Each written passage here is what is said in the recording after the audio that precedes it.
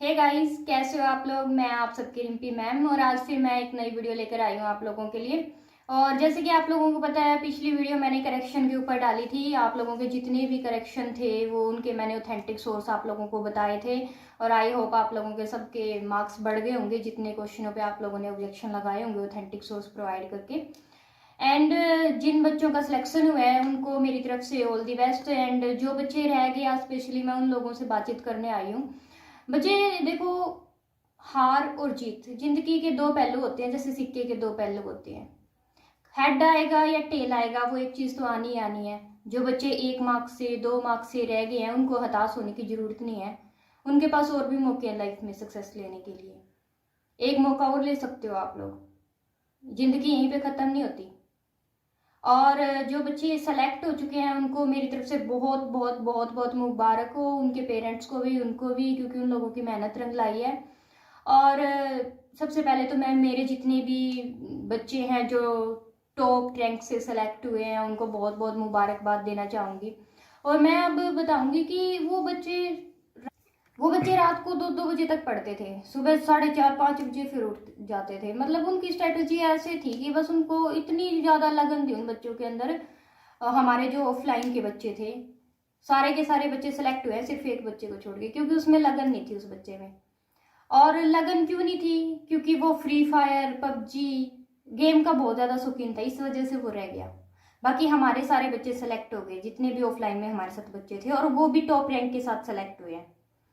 अब मैं ये तो नहीं बोलूंगी बड़े बड़े इंस्टीट्यूटों की तरह कि हमारे 42 सिलेक्शन हो गए, 30 सिलेक्शन हो गए, कोई बोल रहा है हमारे 16 सिलेक्शन हो गए, कोई बोल रहा है हमारे 46 सिलेक्शन हो गए। 50 सीटें हैं, 42 46 सिलेक्शन दिखा के, यानी कि सिलेक्शन सारे के सारे इंस्टीट्यूटों ने 150 दिखा दिए। मैं कल से यही ऑब्जर्व कर रही हूँ जब से रिजल्ट आया है।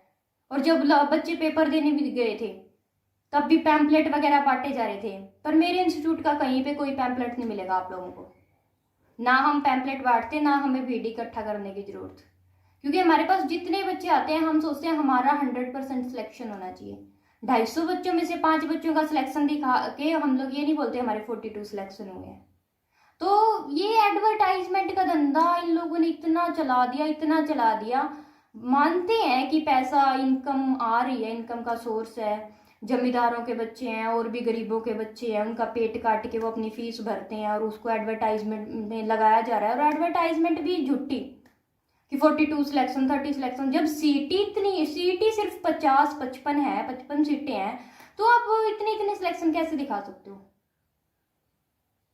कुल मिला के जब मैंने इस आंकड़े को टोटल ऐड किया, कोई अपने 30 सिलेक्शन दिखा रहा है, कोई 42 दिखा रहा है, कोई 45 दिखा रहा है, कोई 16 दिखा रहा है, कोई कितने दिखा रहा है, तो टोटल ये आंकड़ा 100 से पार गया कल। मैं खुद हैरान कि 100 से ज्यादा बच्चों का सिलेक्शन दिखा रहे हैं ये लोग इस साल में। तो ऐसे कैसे हो सकता है?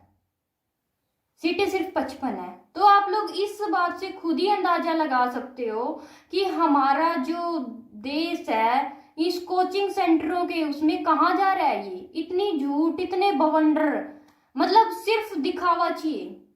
सिलेक्शन हुए हो 5, दिखाने हमें 40 पार। ऐसा कैसे हो सकता है? ये लोगों को पागल बनाने की जो स्ट्रेटजी है ये शायद कुछ ज्यादा ही काम कर रही है, और आप लोग अलर्ट ही नहीं हो रहे। तो आप लोगों को थोड़ा अलर्ट होना चाहिए। जब भी आप किसी इंस्टीट्यूट को सेलेक्ट करो, एडवर्टाइजमेंट के पीछे मत सेलेक्ट किया करो कि उसने अपने एडवर्टाइजमेंट में इतने सिलेक्शन दिखा रखे हैं। तो मैं सबसे पहले तो आप लोगों को इस बात से अवेयर ही करना चाहती थी, जो मैंने कर दिया। और मुझे भी बहुत ज्यादा दुख हुआ इस चीज से।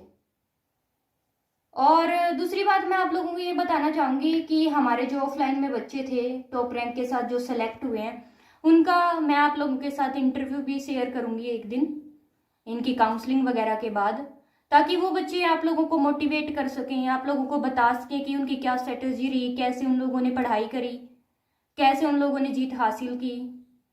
तो आप भी इस मुकाम तक जा सकते हो और हम लोग आपके साथ हैं।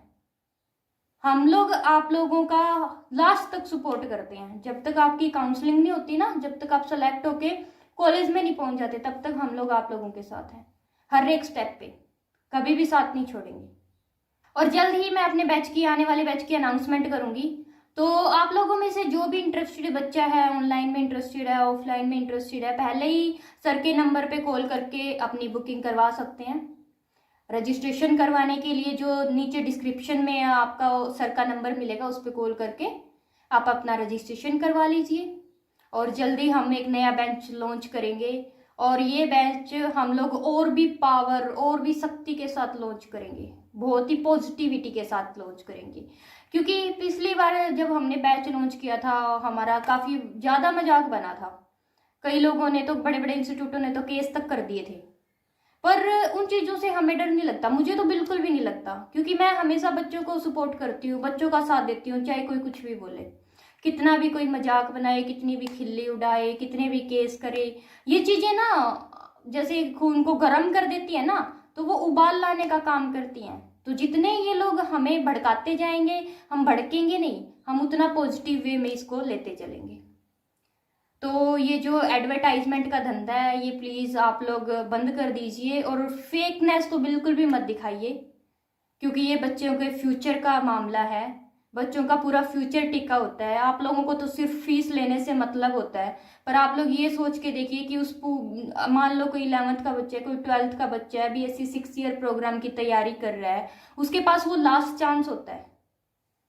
इस फेकनेस के चक्कर में वो इतने पैसे भी भर देता है, तैयारी भी करता है जमकर, पर उसका नहीं हो पाता, क्योंकि कहीं ना कहीं कमी रहती है।